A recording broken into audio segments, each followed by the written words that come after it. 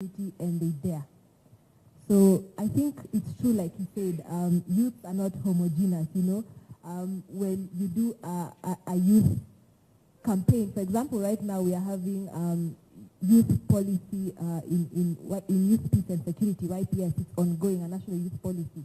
I was part of my coordinator, the organization that spearheaded in the KYPD, Kenya Youth Development, KYDP, Kenya Youth Development policy, that is the goal 16 for the youth would be peace and security.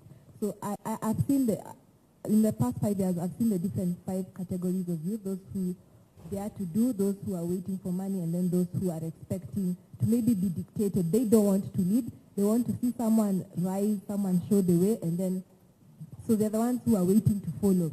I'd say the first kind. They're the ones who are waiting to follow. And what I can say is that youth are not homogeneous. For example, in policy work, because that's what I am currently working on, you will publish, for example, the KYDP, it's around over 150 pages. And so if you think every youth is a student, has gone to school, is literate, and can understand all those technical terms, then you're going to lose them. I am sure, okay, in fact, in the room, how many have read or know that there's a KYDP for the youth of Kenya, 2019? The process started 2016? Okay. I don't even see hands. So you see, we already have that gap. So that you think youth will research, are on the lookout for things. So we have different attitudes, that's number one. Number two, we have different literacy. So you'll have the youth who are educated, the informed, the elite, maybe 3%, because actually in Kenya, I think adults with post-secondary education, actually 3% in the country. So hence, when you see the court abolish degrees, it's in the spirit of equality. I know it's not logical, but for those, as I look back, now that I have dealt a lot on grassroots, now I understand why. Because if you think policy work and you want to have everyone at the table, you know, from the farthest of corners, you know, if you put that cut off, some counties, the average schooling is class 4. So how do you want them to select a governor who's from them rather than import, you know? So those are the things around that we are actually not homogeneous. So you'll have the educated, the elite, the informed, those with, you know, the dare to do attitude. Then you'll have others in between. There are those who have, we call them NEET, neither educated, employed, or trained, you know. And those are the now we call the underserved community. So when I look at those who are waiting for money, sometimes it's not that they don't create the change, but they don't have the financial muscle, or they have not been capacity built on how to use what they have.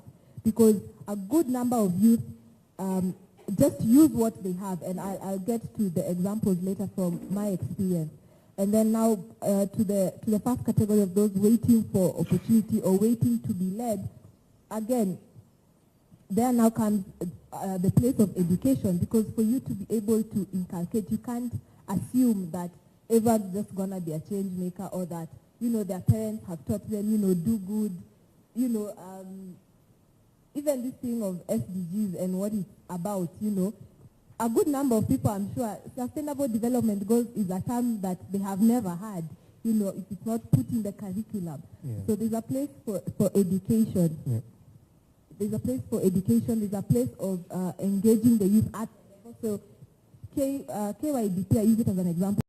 Something that they did right is that they did a popular version. So they took the 170 plus page document and put it into a 16 page with graphics and all that, something that, you know, you can look at it like a PowerPoint presentation, you know. And that's something, because for me, I engage with a lot, especially in the election years. We're dealing with matters youth peace, we're dealing with matters youth public participation, you know, because I think we always say nothing for us without us. So I think that's the space I'm in, on seeing how we can have youth inclusion in the right spaces, in the right tables, so that, as you mentioned, that, you know, the youth are reached at every sector. What will have to happen is that youth in those sectors will have to be able to organize themselves. And I think my parting shot would be, youth have to organize, mobilize, and strategize, because you actually have the numbers. And if I may close, I think... And you're closing, right? Yes.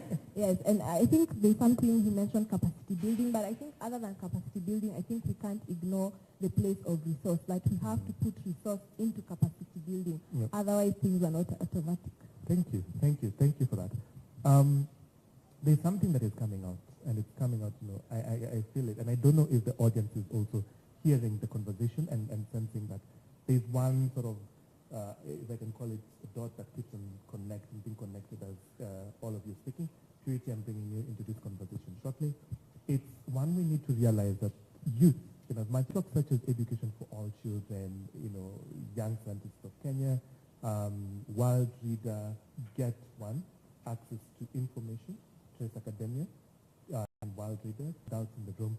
As the panelists keep on speaking, it's important for us to appreciate that youth is not a homogeneous group. That is the first one that jumps out for me. Purity, I'm bringing you into this conversation because, as I mentioned, all these organizations that were represented yesterday, it's clear that there's an importance, there's an importance of peer-to-peer support, peer-to-peer mentorship, and that aspect, it sort of lives within all these networks. The EFAS, Education for All Children, engaging all these young people, and then there's the aspect of them, secondly, you've supported young people, you've been in the YE community, the Young Entrepreneurs community, get to understand empathy and action at an early age. So my question to you is this. Again, first, begin by telling us a bit. Or 5 years, he's just ahead of me, mentioned the same thing, and when I talk to them, I feel, okay, they're closer to the problem than maybe someone else who's way ahead, whose input is as valuable. I totally agree, and we continue to seek it as young people.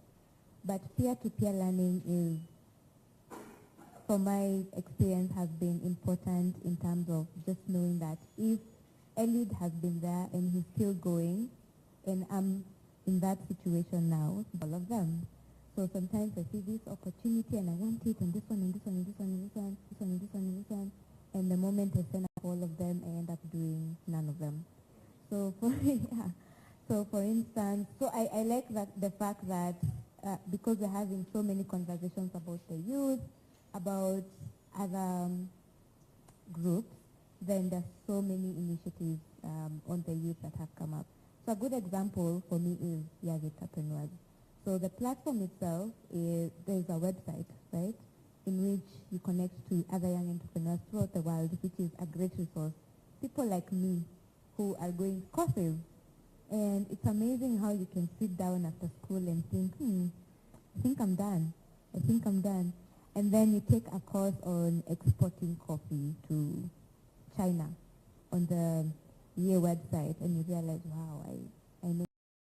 And the good thing about, let's say, YE, because I can speak on that, is that they're very specific courses. So what I like about these platforms is that the more they learn about youth, how they're saying that we're not homogeneous, is the more they provide. So you've answered my question, because my question, I talked a lot, right?